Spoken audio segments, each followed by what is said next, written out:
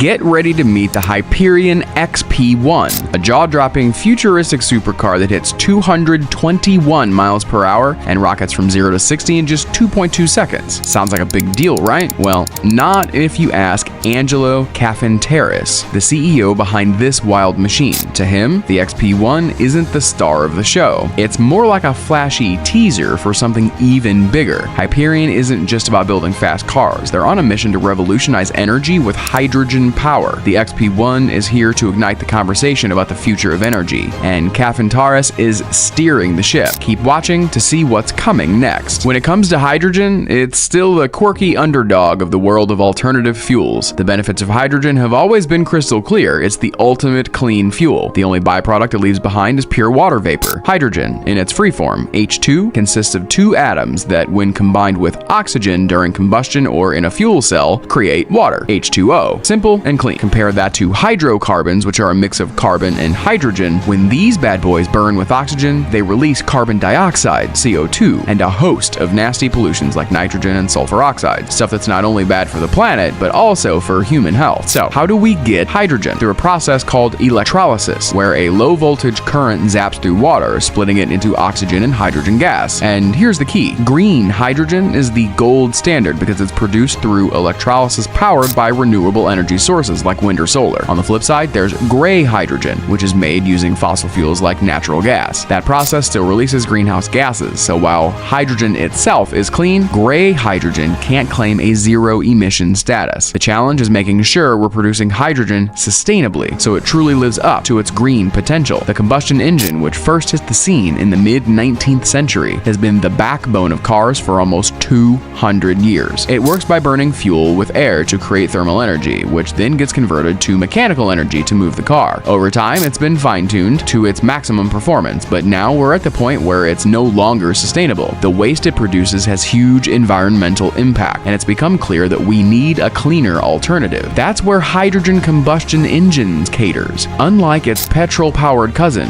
it operates without releasing harmful emissions. Here's another fun fact. The typical petrol engine is incredibly inefficient, using only 20 to 25% of the energy it burns, while the other 75 to 80% is wasted as heat. That's why you can't touch a hot engine without getting scorched. For years, we had so much cheap energy that we didn't mind wasting it. But now, with dwindling oil supplies and mounting environmental concerns, the game has to change. In contrast, electric engines flip the script entirely. Around 80% of the energy is used efficiently, with only 20% loss. Hydrogen-powered vehicles take a unique approach, since hydrogen first has to be converted into electrical energy before powering the engine. This conversion process eats up about 50% of the energy, meaning the overall efficiency lands at around 40%. But even at 40%, it's double the efficiency of a petrol engine. And with ongoing research, experts believe hydrogen engines can become even more efficient, while traditional petrol and diesel engines are already maxed out. It's clear which technology has the brighter future. The advantages of hydrogen have always been pretty obvious: lightning-fast refueling and an almost limitless supply as long as you've got some electricity to split those H atoms. But here's the catch. Hydrogen infrastructure is practically non-existent in most places, and the costs can skyrocket. Unless you live near one of the few hydrogen stations, you're out of luck. And as cool as the Mirai is, that sweet under $400 a month lease probably doesn't cover the real cost of its high-tech fuel cell or that sleek carbon fiber tank. So while hydrogen has tons of potential, it's still got some serious roadblocks to overcome. Hyperion's got big plans to tackle the whole hydrogen infrastructure problem head on. Their solution? Build their own network of refueling stations, kind of like the Tesla supercharger setup. But Hyperion doesn't need nearly as many stations because the XP-1 comes with a mind-blowing range of over 1,000 miles, 1,016 to be exact, on a mix of city and highway driving. That's way more than you'd get from your average electric car. While squeezing extra miles out of a battery is a slow, painstaking process, with hydrogen it's as simple as throwing in a bigger tank. That's one of the major perks Cafinteris is banking on, to show the world that hydrogen isn't just an alternative. It might just be the best battery out there. Hyperion is really flexing with the XP-1's curb weight, coming in at under 2,275 pounds, lighter than even some of the most nimble internal combustion sports cars out there. It's fast, featherweight, and eco-friendly. What's not to love? Worried about safety? Cafinteris says no problem. Hyperion's hydrogen tanks are built tough. So tough, you could chuck them off a building or even shoot them with a high-powered rifle, and they still still wouldn't rupture. Now, that's super reassuring. These tanks don't come cheap. They're made of tons of carbon fiber. And here's the really exciting part. There's a plan for that. Hyperion's vision goes beyond traditional refueling stations. Imagine this. What if your hydrogen car could simply plug in and refill itself, pulling hydrogen from the molecule of your choice? No need for expensive refueling stations. All you'd need is a plug and a bit of tech magic. The future of hydrogen might just be simpler and smarter than we ever imagined. Let's set the speculation aside for a second. Hyperion's XP-1 is actually happening. This futuristic beast is set to hit production in 2022, with just 300 units rolling out for the lucky few. The specs: all-wheel drive, a 3-speed transmission,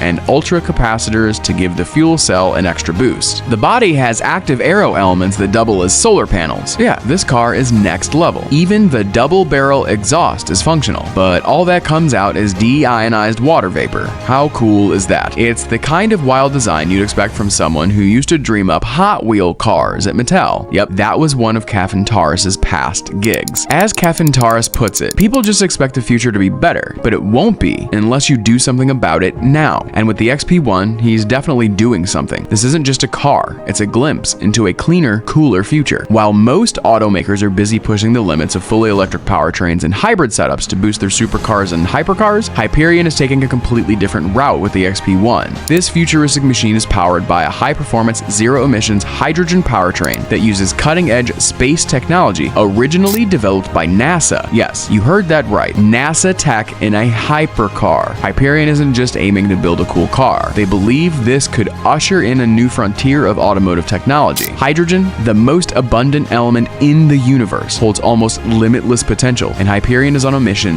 to unlock it. Their goal? Tell the story of hydrogen through jaw-dropping vehicles and innovative infrastructure solutions. With the debut of the XP-1, they're not just building a hypercar. They're kickstarting what they see as the final frontier toward a cleaner, greener future for generations to come. While the technical details are still under wraps, Hyperion isn't shy about its bold claims. They say the XP-1 will not only blow modern supercars like the Bugatti Chiron out of the water, but will also set new standards for range, refuel time, endurance, recyclability, especially when compared to today's battery electric vehicles. With zero range anxiety and no need to sit around waiting for a recharge, the hydrogen-powered XP-1 could be more reliable and convenient than even the most advanced electric hypercars like the Lotus Evija, Pininfarina Battista, and Rimac C2. Hyperion's aiming to prove that hydrogen is the future of high performance, and they're doing it in style. And there you have it, the Hyperion, a NASA-powered hypercar that literally runs on hydrogen. This futuristic beast is pushing the boundaries of what we thought was possible, blending cutting-edge hydrogen tech with performance that can rival even the best supercars out there. The future of hypercars just got a whole lot more eco-friendly and a lot cooler. If the idea of a water-firing hypercar gets your adrenaline pumping, hit that like button, and don't forget to subscribe